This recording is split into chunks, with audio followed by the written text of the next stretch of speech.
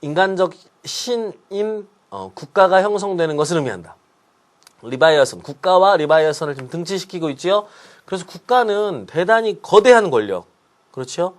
두려운 존재, 괴물과 같은 존재, 인간이 만들어낸 신적 존재라고 보는 것입니다. 그래서 만인은 불멸하는 유일신과 그 가호 아래 자신들의 평화와 보호를 인간적 신인 국가에 의탁하게 되는 것이다.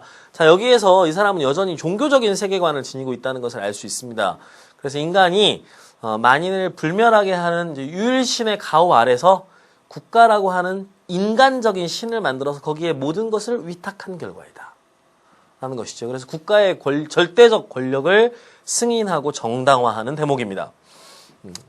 그러나 그 손에 무한한 권력을 쥐고 있는 사람이나 집단의 욕망과 격정에 이리저리 시달릴 신민의 상태는 대단히 비참할 것이라는 반론을 제기할 사람이 있을지 모른다.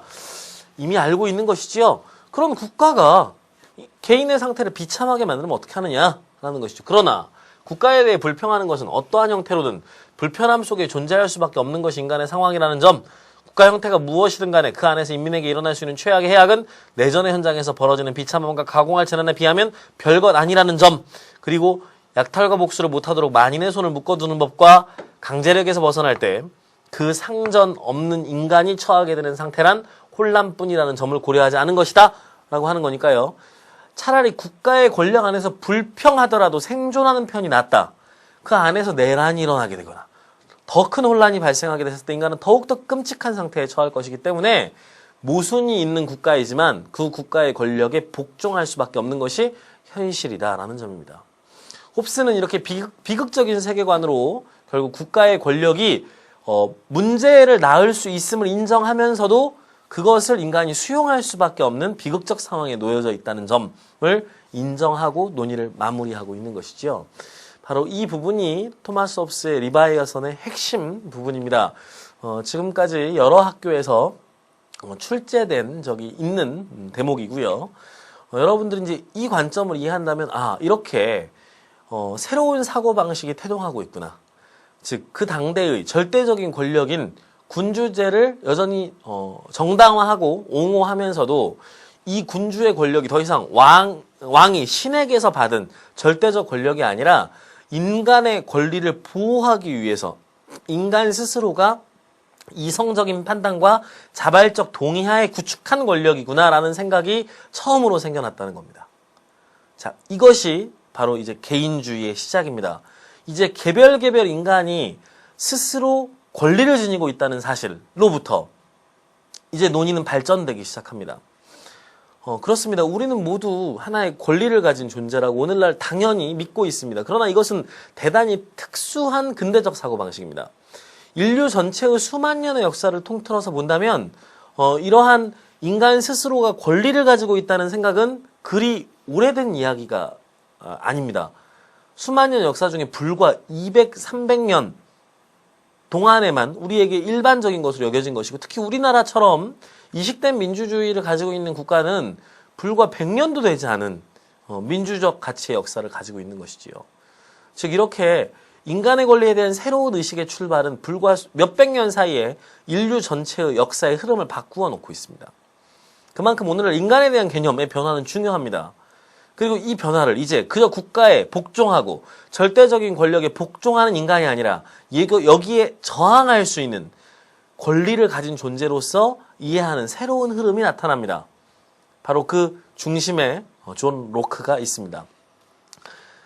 이제 우리는 경제적 자유주의를 태동시킨 로크를 보게 될 것입니다. 로크의 사상의 핵심은 우리가 앞선 홉스의 계약 방식에서 우리가 생각해보면 홉스는 계약을 모든 권리를 전면적으로 양도하는 것이라고 보았습니다.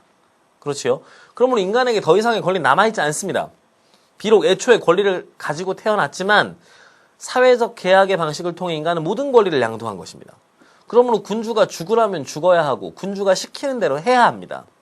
그렇지요? 하지만 로크는 생각이 좀 다릅니다. 로크는 양도될 수 없는 권리가 있다. 인간이 아무리 군주라 할지라도 우리가 군주의 명령이라 할지라도 듣지 않아도 되는 어떤 권리가 있다라고 로크는 생각합니다. 이런 사고의 바탕에는 홉스와 로크의 그 신분적인 차이도 존재합니다. 홉스는 가난한 목사의 아들이었고, 홉스가 바라봤던 세계는 정치학자로서 또 철학자로서 홉스가 바라봤던 세계는 한편으로 보면 비극적인 세계관, 즉 성경에 나타나 있는 비극적인 현세관이 드러나 있는 측면이기도 했습니다. 반면 로크는 아버지가 젠틀이라고 불리는 계층의 출신이었습니다. 젠트리 계층은 그 영국의 1차 엔클로저 운동을 주도했던 계층으로서 그 지방 귀족들이었으나 중앙 정치로 진출하지 못하고 중앙 집권화 과정에서 지방의 토호로 남게 된 그 세력들을 의미합니다. 즉, 이 세력들은 스스로 가진 토지들을 사유화하고 또 기업화함으로써 그 새로운 형태의 그 목축을 통한 그 수익 모델을 창출해내지요. 그래서 경제적으로 굉장히 그 능력 있는 계층으로 성장하면서 영국의 시민혁명을 이끌어내는 주체적인 새로운 정치 세력으로 대두되는 세력입니다. 바로 이런 그 젠트리 계층의 출신이었던 로크는 아버지가 가지고 있는 수많은 재산과 이러한 것들이 모두 다 군주의 뜻대로 움직이는 것이 정당하다고 느낄 수 없는 계급적 위치에 있었습니다. 즉 로크는 절대 양도될 수 없는 권리, 아무리 강력한 권력이라도 빼앗을 수 없는 인간의 본유 권리가 있다고 생각했던 것이죠. 그래서 로크가 이 본유 권리의 가장 핵심적인 권리로 주목하는 것이 바로 소유권입니다. 로크는 이제 우리가 이제 뒷부분에서 살펴보겠지만 그 소유권이라고 하는 것을 인간이 노동을 해서 얻어진 그 노동의 산물에 대해서 스스로 처분하고 또 소유할 수 있는, 스스로 어떻게 처분할지를 결정할 수 있는 권리라고 말합니다. 생각해보면 이것은 노동의 산물입니다. 그렇죠? 즉 노동은 왜 하나요? 우리가 먹고 살아가기 위해서 하는 겁니다. 따라서 이건 생존과 연관되어 있는 문제입니다. 따라서 생존과 연관된 이 소유권의 문제만은 인간이 결코 포기할 수 없는 권리다라고 여겼던 것이지요. 그래서 소유권, 생존권과 같이 인간이 기본적으로 포기할 수 없는 권리가 존재한다라는 생각이 있었습니다. 그래서 이 권리를 만약에 권력이 침해한다면 여기에 저항할 수 있는 권리 역시 인간에게 존재한다라고 보았던 것이지요. 따라서 로크는 기존의 그 홉스적인 군주제로부터 벗어나서 군주에 저항할 수 있는 저항권을 주장하고 또 더 나아가 그 입법과 집행의 권력을 분립시켜 내야 한다는 주장을 함으로써 근대 그 정치 체제의 기틀이 되는 중요한 원리들을 고안해낸 인물이기도 합니다.